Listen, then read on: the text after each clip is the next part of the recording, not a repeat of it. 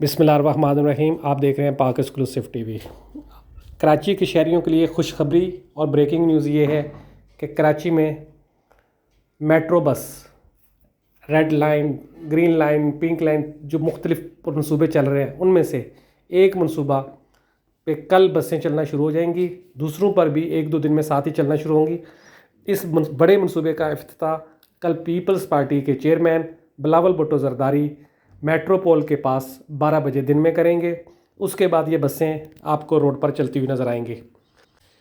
कराची के शहरियों का इन बसों के हवाले से बहुत बड़ा मुतालबा था जो गुज़िश्ता काफ़ी सालों से ज़ोर पकड़ गया था।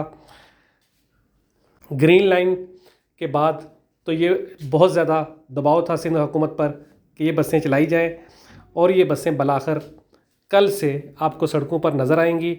इनका जो फ़िलहाल किराया बताया जा रहा है वो कम से कम 20 रुपये और ज़्यादा से ज़्यादा 60 रुपये है।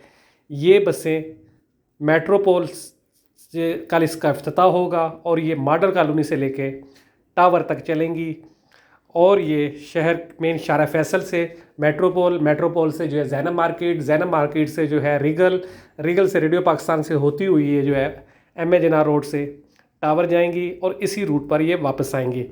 आप देख रहे हैं पाक एक्सक्लूसिव टीवी। आज की बड़ी और ब्रेकिंग न्यूज़ यही है कि कराची में कल एक बहुत बड़ी तकरीब होगी जिसमें कराची में नई बसों का इफ्तिताह करेंगे पीपल्स पार्टी के चेयरमैन बिलावल भुट्टो जरदारी और ये बसें आपको कल से कराची के मुख्तलिफ रूट्स पर मज़ीद चलती हुई नज़र आएंगी और इनका किराया जो है वो 20 रुपये से लेकर 60 रुपये तक रखा जा रहा है। ये है आज की ब्रेकिंग न्यूज़।